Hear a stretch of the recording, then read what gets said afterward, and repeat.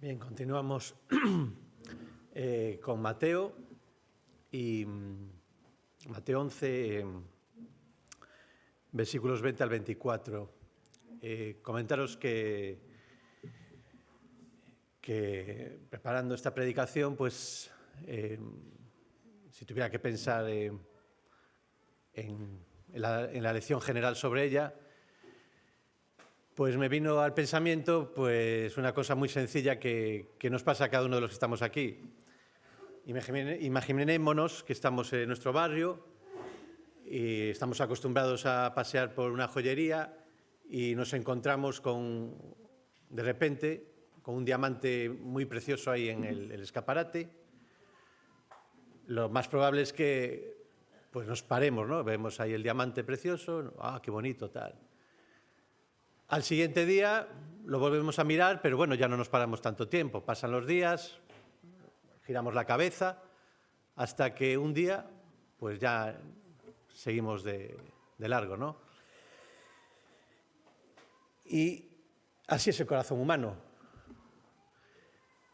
Lo que muchas veces al principio nos asombra, corremos el peligro de dejarlo de valorar, de no darle ningún tipo de valor. Y al final se convierte en algo común. Y relacionado con el texto que vamos a leer, los habitantes de las tres ciudades que os mencionaré más adelante también, al principio se maravillaban sobre lo que escuchaban, veían en Jesús. Pero pasaron de maravillarse a acostumbrarse a que las maravillas de Jesús se convirtieran en una costumbre. Y desgraciadamente la costumbre se volvió poco a poco en indiferencia. Así que vamos a leer todos juntos Mateo 11, versículos 20 al 24.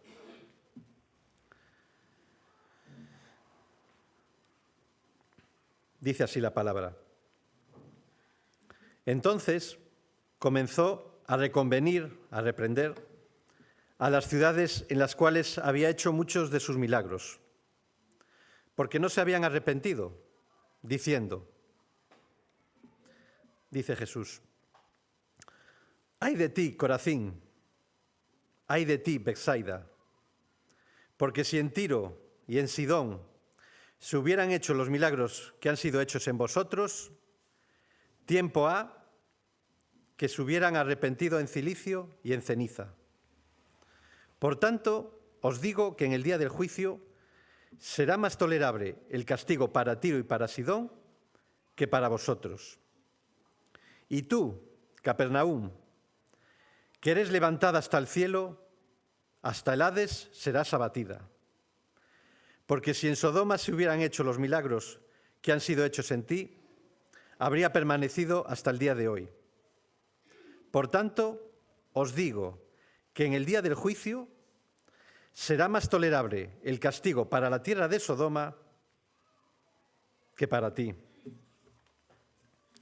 Como bien acabamos de leer, esas tres ciudades que fueron bendecidas, que fueron testigos del ministerio de Jesús, fueron Betsaida, Corazín y Capernaum. Me llama la atención ese ay de ti que hemos visto que pronuncia Jesús. Y ese ay de ti no es solo una exclamación de dolor. Lógicamente, Jesús sufre con el dolor, con el pecado, cuando ve indiferencia. Es también una expresión, una exclamación de juicio.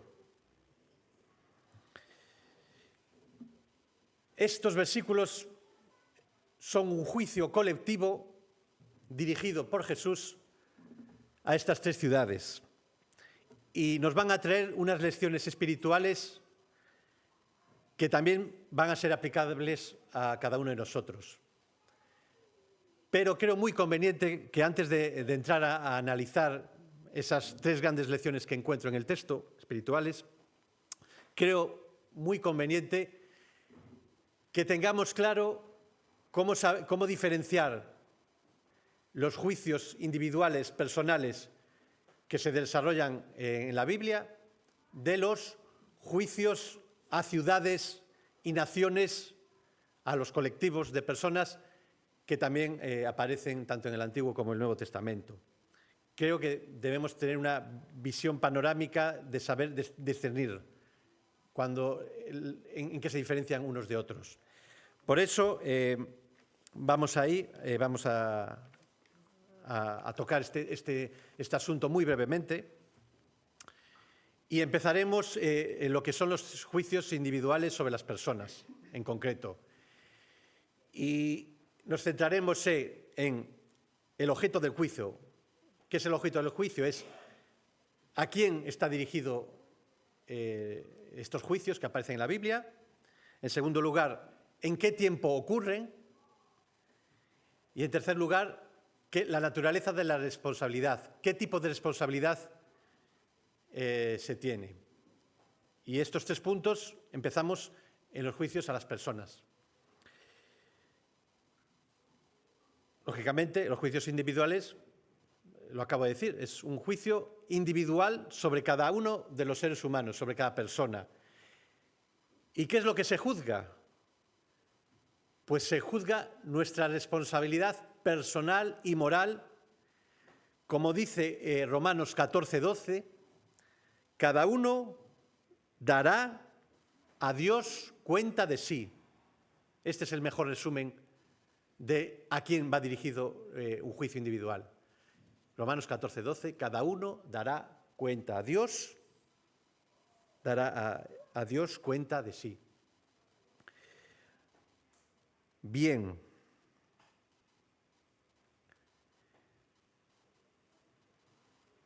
Ejemplos en la Biblia de juicios individuales. Decenas y decenas. Caín, Acán, Ananías y Safira, los juicios finales a los que iremos todos, cada uno de todos, de los que estamos aquí, de toda la humanidad. Hay muchos ejemplos. Ahora bien, en general podemos decir que el juicio a cada uno de nosotros será al final de los tiempos, el juicio final.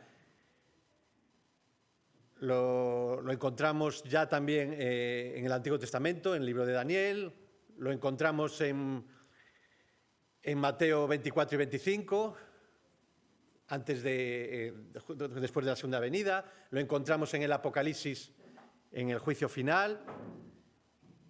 Es, digamos, lo más importante. ¿A quién va dirigido? Pues en general podemos decir que los juicios individuales a cada uno de nosotros serán al final de los tiempos.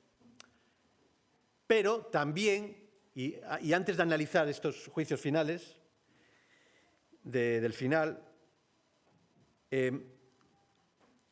también encontramos en la Biblia juicios de Dios a cada individuo que se desarrollan en tiempo histórico.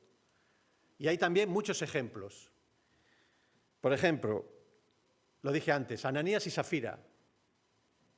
¿Qué pasó con Ananías y Safira? Que quisieron hacer creer al resto de la congregación de Jerusalén de que todas las propiedades que ellos supuestamente habían vendido, el dinero que habían obtenido, lo iban a poner al servicio de la Iglesia.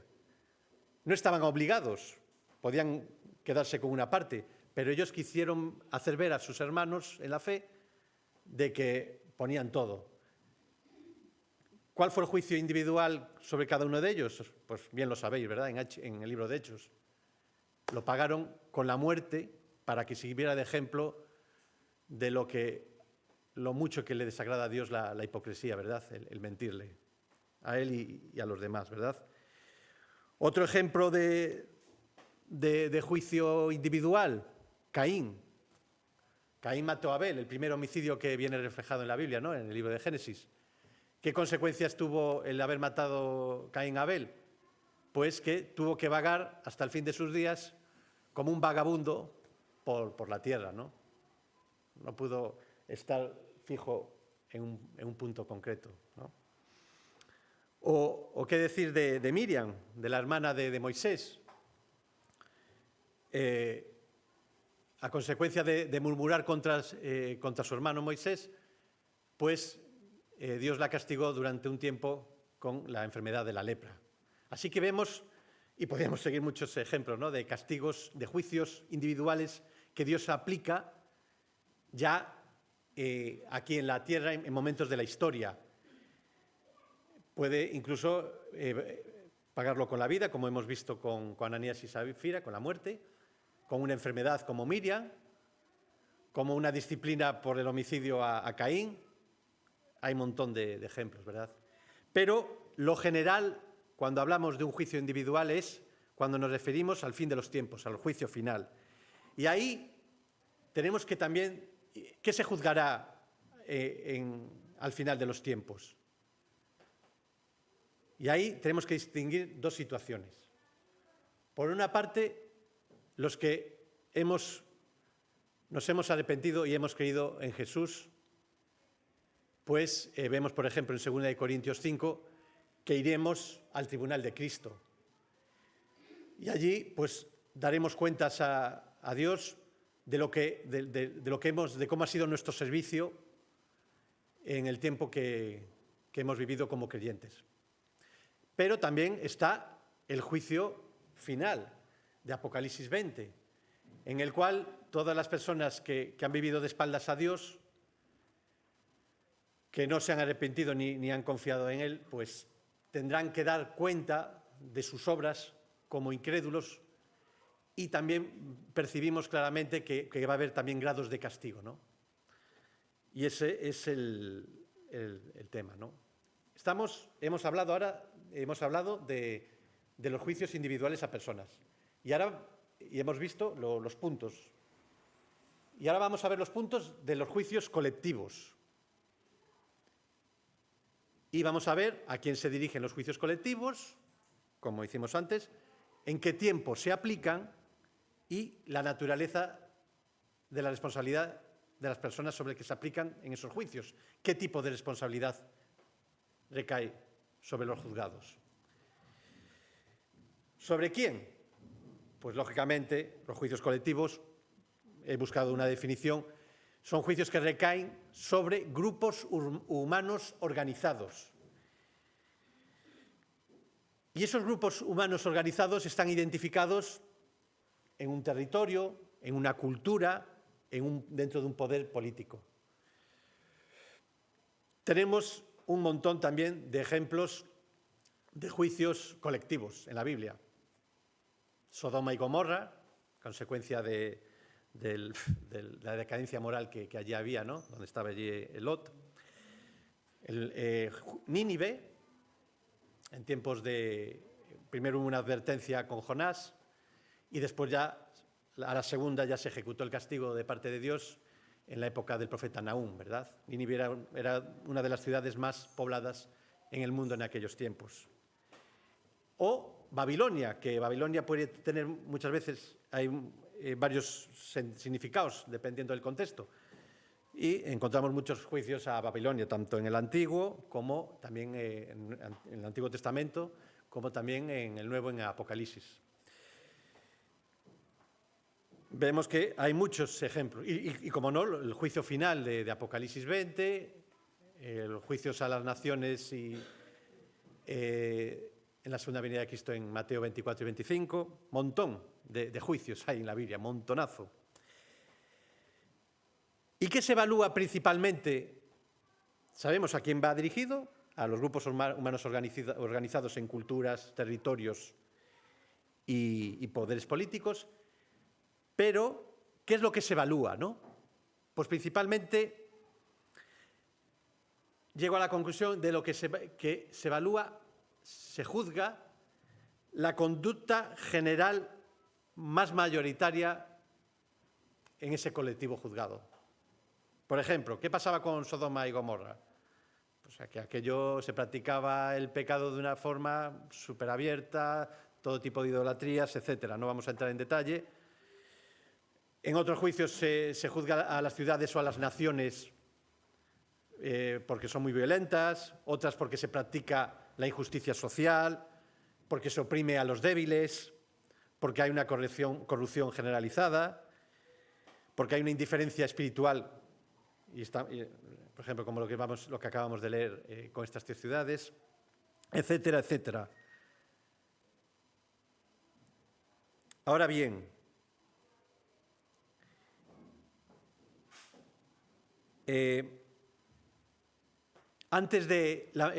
cuando hablamos de juicios colectivos, en general encontramos más casos de juicios de Dios realizados en la historia, en tiempo histórico, como el que estamos viviendo. Es decir, al contrario que lo que vimos en los juicios individuales, ¿no?, que es más enfocado al juicio final. Pero también, como vimos en el juicio a los individuos, hay excepciones en la Biblia. Y encontramos juicios colectivos que se aplicarán al final de los tiempos. Y me preguntaréis, ¿y dónde encontramos eso de un juicio colectivo a ciudades o naciones enfocado al final de los tiempos? Pues sí, lo encontramos en Mateo 24, 25, en capítulos 24 y 25, que, como bien sabéis muchos de los que estáis aquí, cuando Jesús venga en su segunda venida, que todos anhelamos, que todos esperamos, pues comparecerán delante de él todas las naciones que han estado durante la tribulación y tendrán que dar cuenta a Dios de cómo han tratado a los perseguidos por la fe en Jesús durante dicha tribulación. Pero curiosamente, y aquí hay que hacer un inciso, aunque se realiza un juicio colectivo, el castigo que se aplica no es al colectivo, sino que se juzga a cada una de esas personas. Pero hay como unas sentencias colectivas simbólicas. Y voy a poner el ejemplo. Yo soy el profesor tengo 5 clases, doy clases en 5 aulas, ¿no?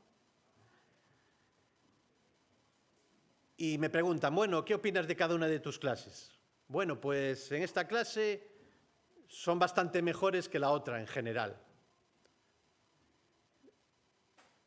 ¿Qué quiere decir? Pues, por ejemplo, la nota media en la clase A es de un 8,5, mientras que en la clase C es un 6 y en la otra un 4. ¿Significa eso que en el juicio final, el que estamos hablando de Mateo 24 y 25, en los juicios a naciones o colectivos, el que está en la clase A, que solo tiene una media de un 4, va a sufrir el hecho de esa baja nota media? No. Cada uno será juzgado en función de lo que ha hecho delante de Dios. Pero sí que hay una sentencia simbólica, pues diciendo, mirad, los europeos en la tribulación trataron mejor o peor que los asiáticos a los perseguidos por la fe en Jesús. ¿Me entendéis, no? Y eso es también lo que entiendo yo, que va por aquí el tema de Jesús con Corazín, Betsaida y Capernaum. Es un juicio simbólico, pero en Capernaum hubo personas que aceptaron a Jesús, en Corazín también las hubo y en Betsaida las hubo. Y esas personas, lógicamente, van a estar con Dios para siempre. Pero en la conducta general, pues no le agradó para nada a Dios. ¿Me entendéis, no? Un poco que tenemos que tener cuidado cuando veamos eso también en Mateo 24 y 25. Y eso, pero lo más genérico en lo que respecta a los juicios individuales, en lo que respecta a los juicios sobre colectivos, a los juicios sobre ciudades y naciones, es que se apliquen esos juicios en los tiempos históricos. Y en el Antiguo Testamento aún es más habitual. Sabemos un montón de juicios que Dios tuvo que aplicar constantemente. Por ejemplo, en la época de Moisés, abandonan Egipto hacia la tierra prometida y por culpa de la mala conducta de muchos israelitas en el desierto, pues tardaron 40 años y vemos como en el Pentateuco, se aplican una serie de castigos ejecutados en tiempo histórico, ¿verdad? Había idolatrías, bueno, y no solo ahí, después ya vamos al tiempo de jueces, al tiempo de los reyes históricos, y vemos intervenciones de dioses, juicios de Dios directos a lo largo de la historia. ¿Y por qué? Pues porque observaba que había violencia, que había opresión a los débiles, etcétera, etcétera. Son señales visibles de la intervención directa de Dios en la historia. Y una pauta común en esos juicios, que vemos sobre todo en el Antiguo Testamento, es que el pecado de una mayoría arrastra muchas veces a los que no lo practican.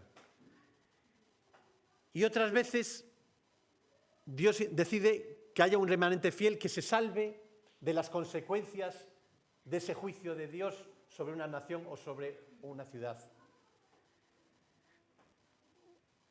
Por ejemplo, lo vemos con Jeremías. Sabéis que el templo en Jerusalén, tanto en la época de Salomón como después de la época de Jesús, el templo de Herodes, en el año 70 y en el año 586, más o menos, antes de Cristo, fueron destruidos a consecuencia del pecado que se practicaba en Jerusalén.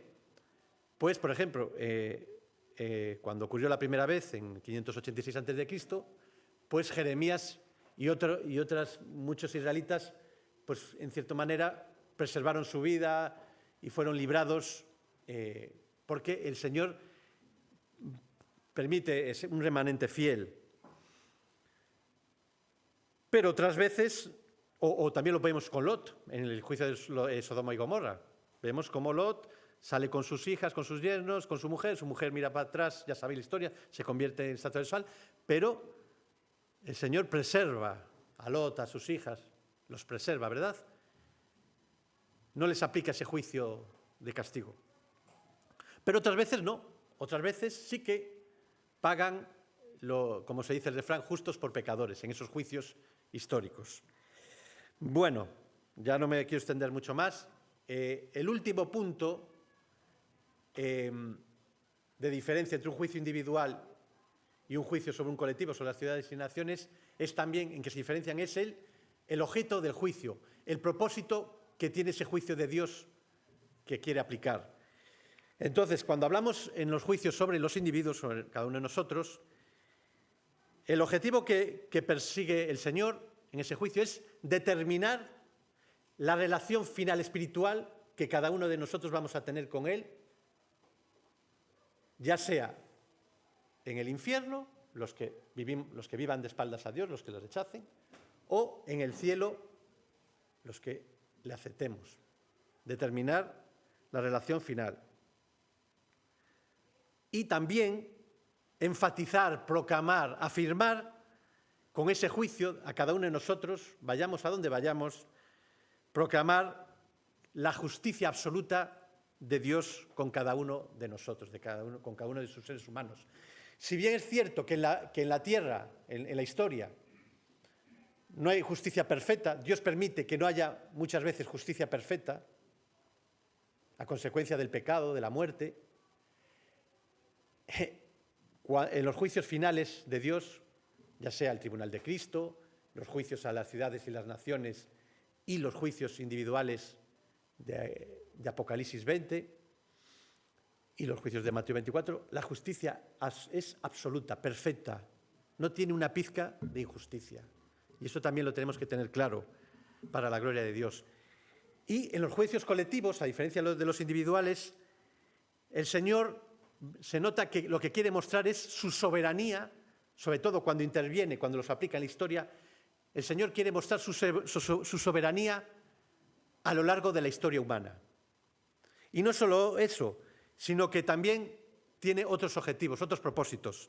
Por ejemplo, en los juicios que veíamos sobre Israel en la travesía del desierto, o en la época de los reyes, etcétera, etcétera, o en la época de los jueces,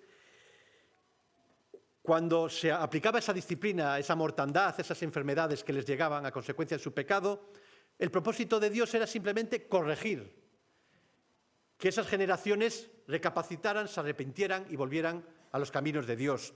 Y también el propósito era advertir a las naciones idólatras que rechazaban a Dios y que guerreaban muchas de ellas contra Israel, pues advertirles, viendo los castigos que ellos sufrían, el pueblo de Israel, pues advertirles de que el Dios de Israel era el Dios de la humanidad, era el Dios verdadero, era el Dios que había que seguir. Y también vemos que los juicios de Dios a las ciudades, a las naciones y a lo largo de la historia también preparan el camino para que Dios ejecute su plan divino. Y un ejemplo de esto clarísimo lo tenemos en los juicios que vemos sobre todo en Daniel y más aún en Apocalipsis, que Dios hará durante el periodo de la tribulación. Sabemos la cantidad de cosas espectaculares, juicios, intervenciones directas de Dios que hasta ahora no han ocurrido y que ocurrirán en la tribulación. Y el propósito de esos juicios es preparar el camino al plan divino de la segunda venida de Cristo. Pues nada, ahora vamos, creo que era necesario, porque el texto lo ponía claro. Y entonces me preguntaréis, bueno, entonces este juicio de Dios, de Jesús, directo de Jesús, a las ciudades de Corazín, Betsaida y Capernaum, ¿es un juicio colectivo que se ejecutó en la historia? ¿O es un juicio que se ejecutará simbólicamente al final de los tiempos? Pues yo personalmente me inclino más por pensar que es un juicio colectivo a estas ciudades simbólico, como lo que dije anteriormente, que su postura de la mayoría de sus habitantes, moral y espiritual de la mayoría de los habitantes de estas ciudades, no ha sido agradable a los ojos de Dios. Pero cada uno responderá, de sus habitantes que han vivido en aquella época, responderá por su relación personal con Jesús, si aceptaron a Jesús o si no lo aceptaron. Eso es mi postura. Hay otros teólogos que se inclinan que este juicio quizás también debe aplicarse, y es posible, y ahora voy a decir el argumento, que también se ejecutara en la historia. ¿Y por qué? Porque tanto Betsaida como Corazín como Capernaum a día de hoy ya no existen. Lo único que nos quedan son sus restos arqueológicos. Ahora bien, también es cierto que la inmensa mayoría de los pueblos, ciudades que había en la época del Imperio Romano, pues la mayoría no existen hoy en día, ¿no? Yo me inclino más por lo primero, ¿no? Que es un juicio simbólico. Después, dentro de unas horas, pues os enviaré por el WhatsApp de la Iglesia, un cuadro comparativo que nos ayude, que a mí me ha ayudado bastante a saber diferenciar los juicios individuales de los colectivos. Y ahora vamos, para no perder más tiempo en lo que es este tema, vamos a la aplicación espiritual práctica para nuestras vidas. Y encuentro 3 grandes lecciones en estos 5 versículos, del 20 al 24. La primera gran lección espiritual que encuentro es que los privilegios no garantizan que tengamos fe. Repito, los privilegios que algunos de nosotros podemos tener en nuestra vida no garantizan que vayamos a tener fe. Corazín, Betsaida y Capernaum tuvieron los privilegios más fantásticos, fueron de las ciudades más bendecidas en la época de Jesús. ¿Por qué?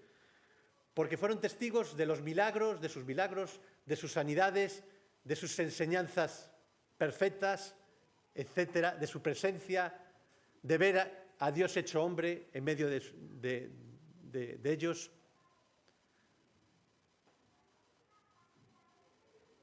Y me llama también la atención que los evangelios sí que nos relatan milagros, sanidades hechas en Capernaum. Sin embargo, en Betsaida y Corazín no aparecen esos milagros. Si bien es cierto que Jesús, lo dice en el texto, está diciendo que los ha hecho y que a pesar de que las ha hecho en estas dos ciudades, ellos han seguido indiferentes.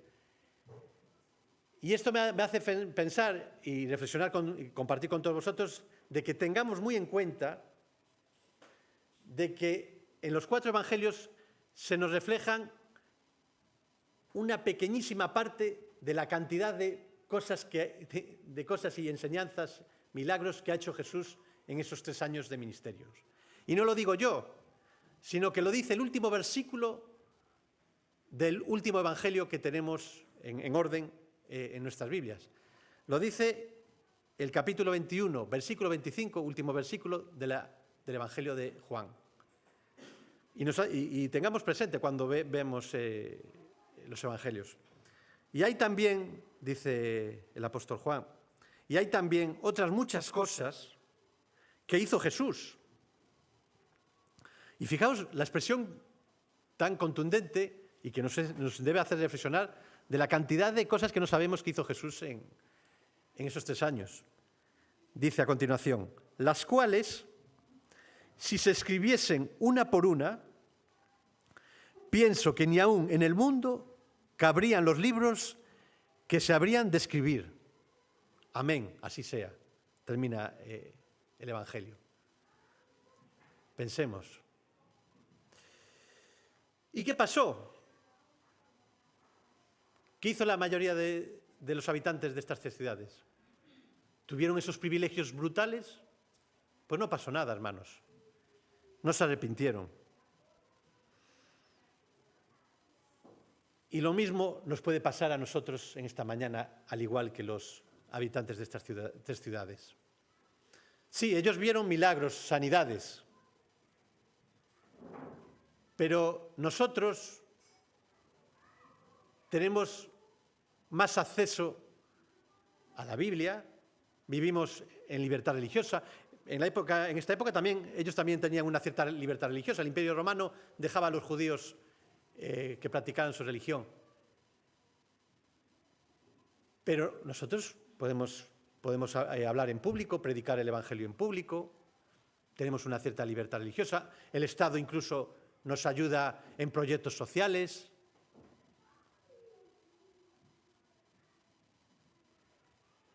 Y me pregunto, ¿y cómo continuamos viviendo? ¿Acaso analicemos cada una de nuestras vidas?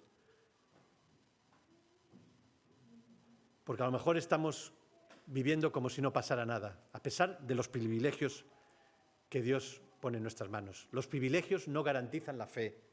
La fe no se hereda. La fe no se impone por costumbre. La fe es una decisión personal al llamado de Jesús. Y si no tenemos fe, no podemos agradar a Dios. Y no lo digo yo, lo dice, por ejemplo, Hebreos 11:6. Sin fe es imposible agradar a Dios. Y por muchos privilegios que tengamos, porque hayamos venido a la escuela dominical desde pequeñitos, muchos de nosotros, estemos acostumbrados a escuchar sobre el Antiguo, sobre el Nuevo Testamento, etcétera, etcétera, sin fe es imposible agradar a Dios. Segunda lección espiritual. La gravedad de la indiferencia espiritual. Esto lo veo en el texto de hoy. Jesús dice algo sorprendente. Dice Jesús, si en Tiro y en Sidón se hubieran hecho estos milagros, hace tiempo que se habrían arrepentido. Si en Sodoma se hubieran hecho, Sodoma habría permanecido hasta hoy. Fijaos lo fuerte que está diciendo, lo impactante, lo grave del juicio de Jesús, de Dios. Tirón, Sidón y Sodoma eran ciudades que representaban el grado máximo de idolatría, de pecado, de todo tipo de pecado, de violencia, etcétera, etcétera, de corrupción. Y sin embargo, todos los judíos lo tenían claro cuando escuchaban hablar de esas 3 ciudades. Y sin embargo, Jesús afirma que ellas responderán mejor en ese juicio colectivo simbólico que os expliqué antes, ellas responderán mejor que estas 3 ciudades religiosas de Betsaida, Corazín y Capernaum. Es como que Jesús nos está diciendo, peor es vivir en el pecado abierto, peor que vivir en el pecado abierto, peor que vivir en el pecado abierto es ser indiferente a la verdad. Y esto nos tiene que hacer reflexionar. Y voy más allá. Cuanto mayor conocimiento bíblico y acceso a las cosas de Dios tengamos cada uno de nosotros, al igual que ocurría con los habitantes de estas 3 ciudades que a mayores pudieron ver los milagros y sanidades de Jesús, mayor responsabilidad individual tendremos ante Dios. Y en la Biblia encontramos textos que que acompañan al pensamiento del juicio de Jesús sobre estas 3 ciudades, de esta enseñanza espiritual. Por ejemplo, Hebreos 10, versículos 26 y 27. Porque si pecáremos voluntariamente después de haber recibido el conocimiento de la verdad, si nos mantenemos en la indiferencia espiritual, después de haber estado constantemente conociendo la verdad desde pequeñitos muchos de nosotros, ya no queda más sacrificio por los pecados, sino una horrenda expectación de juicio. Y otro texto que nos hace ver que a mayor acceso a los privilegios de Dios, mayor responsabilidad individual, lo encontramos, hay muchos más, pero claro, tengo que seguir. Lo encontramos, por ejemplo, en palabras propias de Jesús, en Lucas 12, 48. Porque, dice Jesús, porque a todo aquel a quien se haya dado mucho, mucho se le demandará. Y al que mucho se le haya confiado, más se le pedirá. ¿Y qué es la indiferencia espiritual, hermanos? ¿Qué es la indiferencia espiritual? Es escuchar la palabra de Dios y no obedecerla. Es ver la obra de Dios transformando la vida de muchas personas que conocemos y no dejar que Dios transforme nuestra vida. Es acostumbrarse tanto al Evangelio que ya no nos conmueve, como la piedra preciosa del escaparate con que empecé la predicación de esta mañana. Y ese es el gran peligro de los cristianos que vivimos en esta Europa occidental, en Estados Unidos, en los países desarrollados económicamente cristianos. No es la persecución. Disfrutamos de mucha libertad religiosa. Aún puede ser mejor, pero no nos podemos quejar de la libertad religiosa de la que disfrutamos. No, ese no es el gran peligro, no es la persecución, como ocurre en muchísimos países de Asia y de África, que no pueden reunirse públicamente como, por ejemplo, estamos haciendo nosotros en esta mañana. No, el peligro, el gran peligro al que nos enfrentamos es la apatía, la indiferencia. Corazín, Betsaida y Capernaum no eran símbolo de la decadencia moral, no eran ciudades símbolos del pecado. No fueron ciudades que buscaran crucificar a Jesús en la cruz, ni que buscaran que Jesús no pudiese realizar su ministerio. No, simplemente la mayoría de sus habitantes ignoraron el mensaje del Evangelio de Jesús. Pero, como también dice el teólogo Barclay, británico del siglo XVIII, literalmente os lo leo, la negligencia, la indiferencia, puede matar tanto como la persecución. Tengámoslo claro.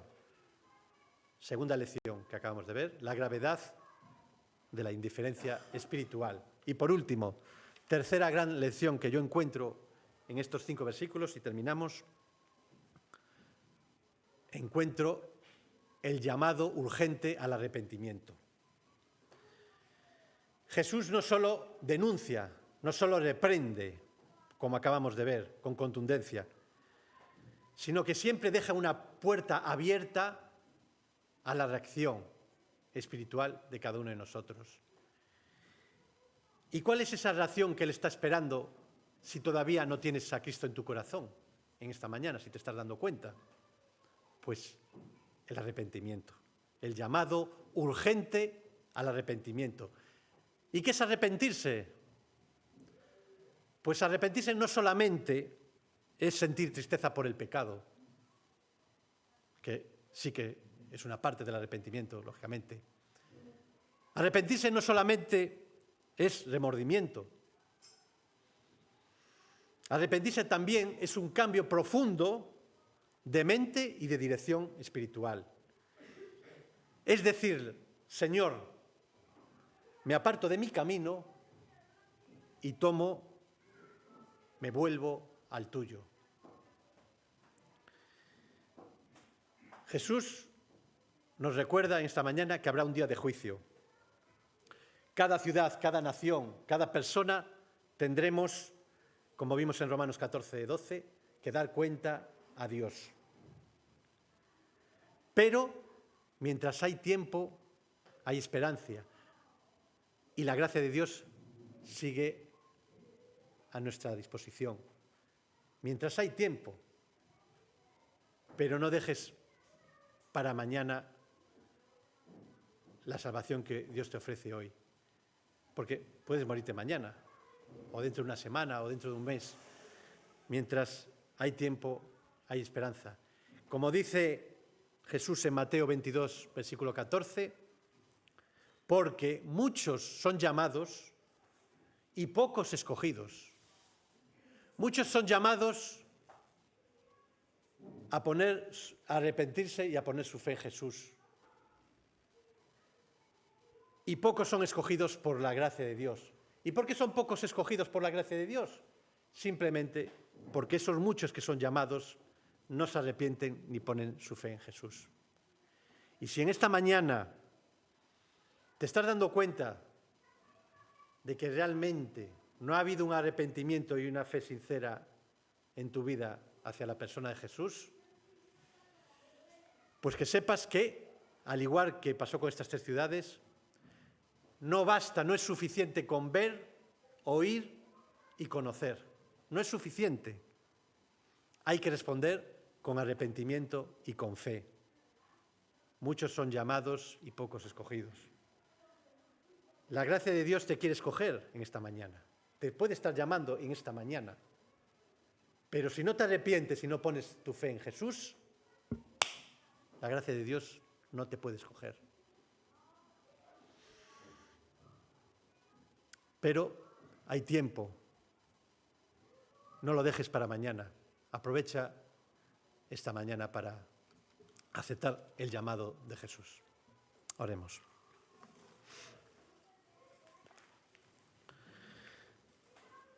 Sí, Padre, una vez más te damos gracias por tu palabra, por la profundidad de ella, Señor, por el privilegio que tenemos de poder reflexionar, profundizar en ella.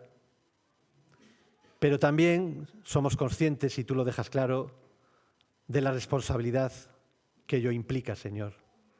A mayor privilegio, mayor responsabilidad, Señor. Y estamos en unos tiempos en el que el peligro, uno de los peligros más fuertes a la que nos enfrentamos aquí, Señor, es la apatía, la comodidad, Señor, el peligro de caer en la indiferencia, de acostumbrarnos a ver tus maravillas en la creación, en la teoría, en la Biblia, en lo que haces tú a nuestro alrededor, Señor, de acostumbrarnos y no valorarlo y seguir como si no pasara nada, Señor. Tanto creyentes como no creyentes luchamos contra el peligro de la apatía espiritual, Señor, de la indiferencia. Y por eso te pedimos que nos ayudes a salir de aquí comprometidos, Señor, en no vivir como si no pasara nada, Señor, sino dejar que tu Espíritu Santo nos transforme y nos llene de los frutos del Espíritu Santo, Señor. A ti sea la gloria una mañana más, pidiéndote que si hay alguna alma que no te conoce, pues que acepte el llamado de gracia que le estás haciendo en esta mañana y que ponga su fe, se arrepienta y ponga su fe en ti. A ti sea la gloria. Amén, Señor.